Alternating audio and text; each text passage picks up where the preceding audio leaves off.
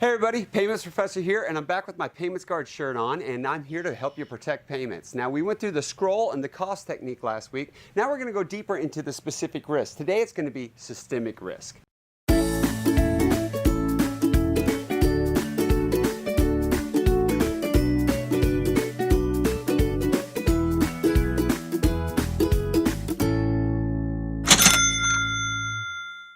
What is systemic risk? Well, systemic risk is the system will go down. Yeah, that's exactly it. See, it's got system in it. That something would go wrong with the system. I was at a conference here recently and was talking with some friends from the clearinghouse and also from the Federal Reserve Bank. If you think about it, what the clearinghouse does is they clear a lot of payments. I mean, a lot of payments. They work with the top tier financial institutions to be able to process their checks, their wires, and even their ACH.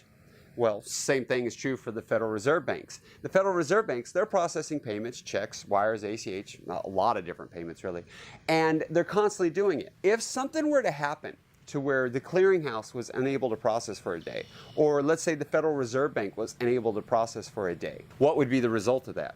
Well, it'd be horrific, actually, because it would bring down the entire system.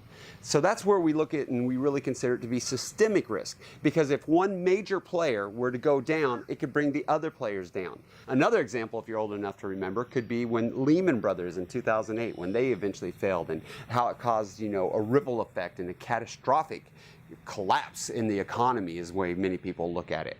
Well, the same is true if we were to see a large financial institution today fall. If we were to see, say, one of the large top-tier financial institutions, or the clearinghouse, or the Federal Reserve Bank to fall.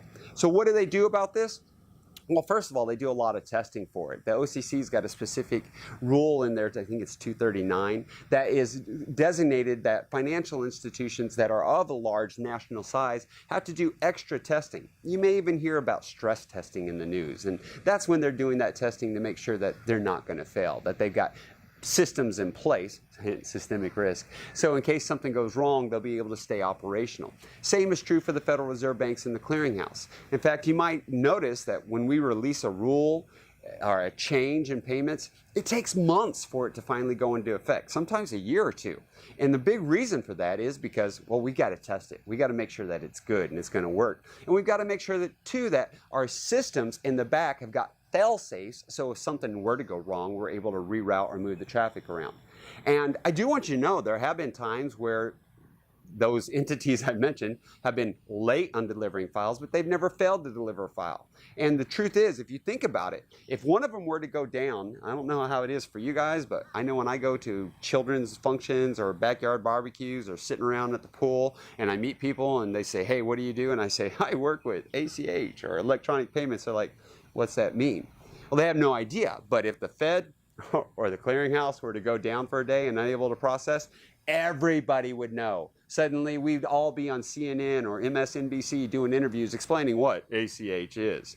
Well, that's systemic risk. I'm here to help you guard your payments for this summer of risk. If you got any questions, got any comments, put them down below. Let me know. I'd be glad to get back with you. Thank you, and have a great day.